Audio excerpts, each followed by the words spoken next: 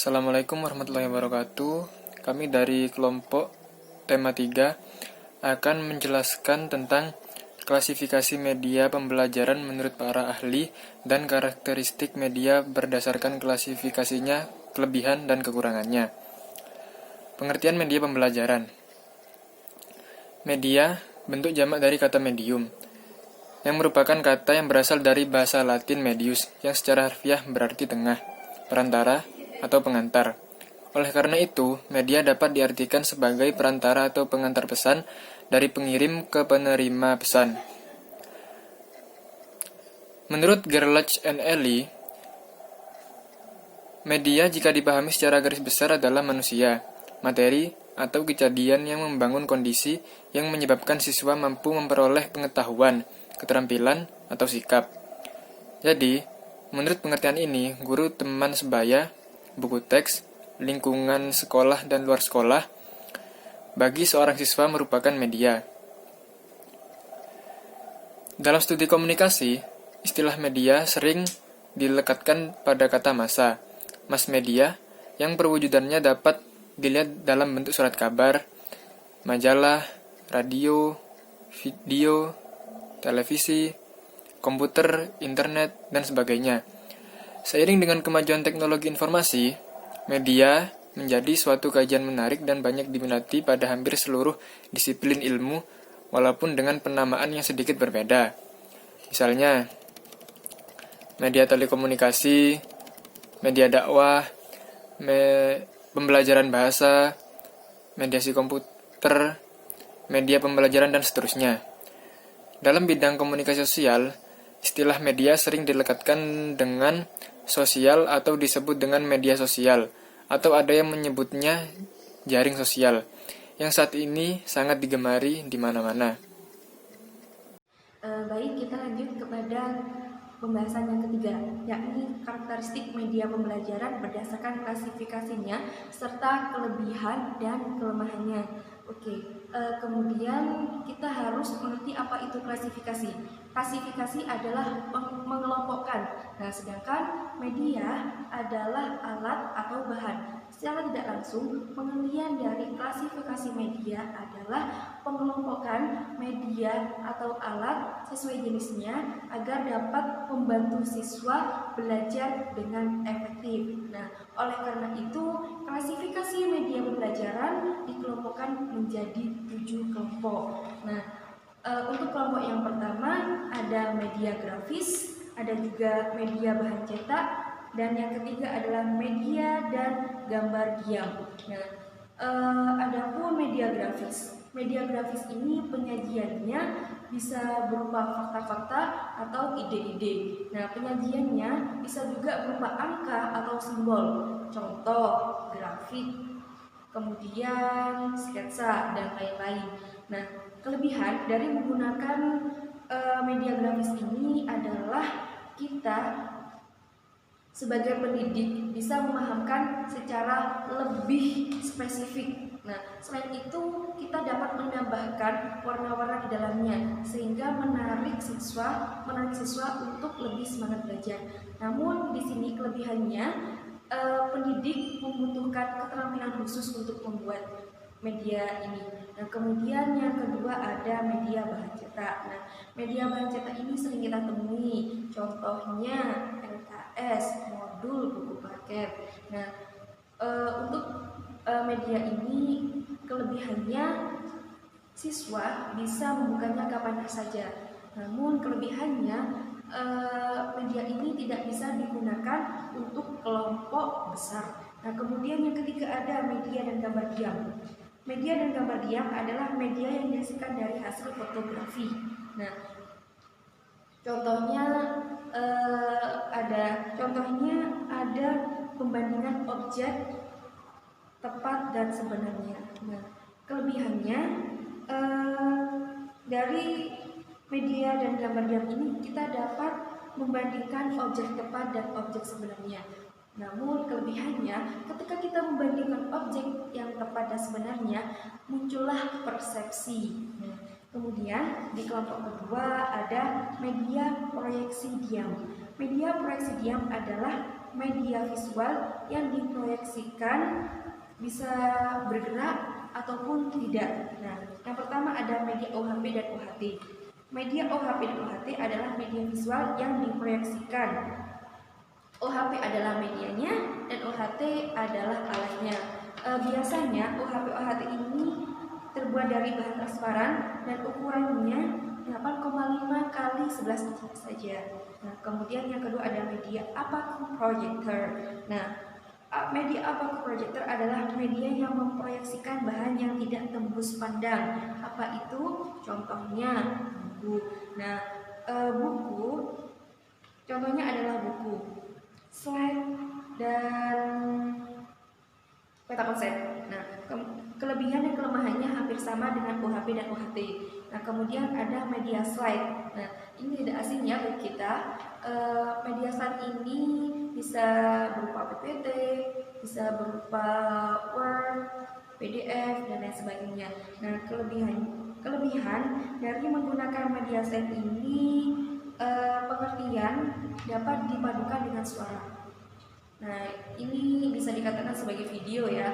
Nah, kemudian kekurangannya, ketika kita menggunakan slide, kita membutuhkan ruangan yang gelap agar gambar yang ada di slide bisa terlihat dengan jelas. Nah, kemudian ada film strip. Nah, film strip ini penyajiannya dengan media slide.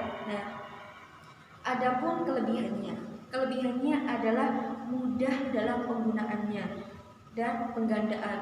Namun adapun kekurangannya yaitu dalam pengeditannya diperlukan laboratorium khusus. Nah, adapun pengelompokan yang ketiga yakni media audio. Yang pertama ada radio. Radio ini adalah penyampaian dengan gelombang elektromagnetik. Nah, kelebihan dari penggunaan radio ini harganya adalah murah ya pastinya. Tapi kekurangan di sini adalah komunikasinya hanya terjadi pada satu arah saja. Nah, kemudian yang kedua adalah media alat perekam magnetik. Nah, penyajiannya ini berupa rekaman kaset. Contohnya kaset pembelajaran. Nah, kemudian ada kelebihan dan kekurangannya. Kelebihannya adalah dapat diputar berulang-ulang dimanapun ketika kita membutuhkan. Nah, kemudian kekurangannya jangkauannya terbatas. Nah, kemudian ada pengelompokan yang keempat yakni media audio visual. Media audio visual ini adalah media yang dapat diterima dengan indera pendengaran dan penglihatan. Nah, kelebihannya dan kekurangannya tidak jauh berbeda dari media audio visual diam. Nah, kemudian kelompok yang kelima adalah ada film. Nah, penyajian film ini sangat efektif menurut saya karena siswa ketika melihat video atau film mereka antusias, sehingga mereka dengan antusias mereka secara tidak langsung mereka memperhatikan, kemudian mereka paham. Nah, kelebihannya di situ. Kemudian kelebihannya ketika film itu dirilis cukup membutuhkan biaya produksi yang mahal. Nah, kemudian ada kelompok yang keenam yaitu televisi. Nah, televisi ini dipancarkan dengan gelombang sinyal ya. Nah, jenisnya ada 3. Yang pertama TV media terbuka seperti TV. Nah, contohnya kalau di kita TV nasional, TV TVRI, nah itu kan menyajikan pembelajaran yang bisa kita tonton, bisa kita amati untuk dicatat dan dijadikan bahan ajar. Dan juga untuk siswa bisa memahami jika di sekolah belum bisa memahami. Nah, kelebihannya di situ. Tapi terdapat juga kekurangannya, tidak dapat diulang lagi. Tapi karena sekarang udah canggih ya, ada YouTube, jadi kita bisa mencari, searching, bisa kita offline kan, bisa kita download kan, atau kita bisa kalau tidak download dan offline kan, kita bisa searching kapan saja dan kapan saja itu bisa. Nah, dan juga membutuhkan ini ya biaya yang mahal karena membutuhkan kuota atau wifi.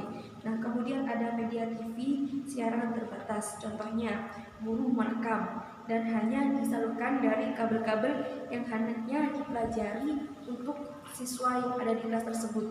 Nah, positifnya di sini adalah dapat dilakukan dua arah. Jadi siswa dapat mengerti dari penjelasan guru dan guru dapat mengerti apa saja kekurangan dalam pembelajaran tersebut. Nah, siswa bisa jadi terkontrol gitu. Nah, kemudian kekurangannya di sini adalah jangkauannya yang terbatas. Nah, kemudian yang ketiga ada VCR. VCR di sini menggunakan perekaman kaset. Nah, positifnya di sini bisa diulang-ulang, tapi negatifnya hanya terbatas. Nah, kemudian yang terakhir, pengelompokannya ada multimedia. Nah, multimedia ini penyampaiannya bisa dari percetakan, audio, dan audiovisual. Nah, kelebihannya adalah menghilangkan kebosanan siswa dan bisa dipelajari secara mandiri. Bisa di rumah, bisa di halaman, bisa dimanapun, bisa di kendaraan. Nah, biasanya kan ada anak yang mau dengan belajar sendiri itu mereka lebih paham gitu. Nah, kemudian ada yang negatifnya atau kekurangannya, yaitu biayanya mahal dan memerlukan perencanaan matang dan tenaga yang profesional. Itulah presentasi dari kami, kurang lebihnya kami mohon maaf. Akhirul kalam, wassalamualaikum warahmatullahi wabarakatuh. Assalamualaikum warahmatullahi wabarakatuh.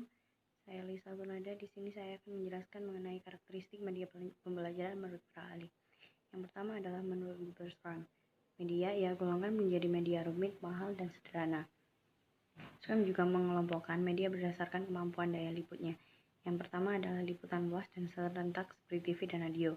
Selanjutnya adalah liputan terbatas pada ruangan seperti film, video, slide, dan lain-lain. Yang ketiga, media untuk belajar individual seperti buku, program belajar, dan menggunakan komputer, modul, dan telepon. Selanjutnya adalah menurut Allen. Ia mengklasifikasikan menjadi 9 kelompok. Yang pertama adalah visual diam, film, televisi, objek 3D, rekaman, pelajaran berprogram, demonstrasi, buku teks cetak. Yang terakhir adalah sajian lisan. Yang terakhir menurut Kerlak dan Ellie.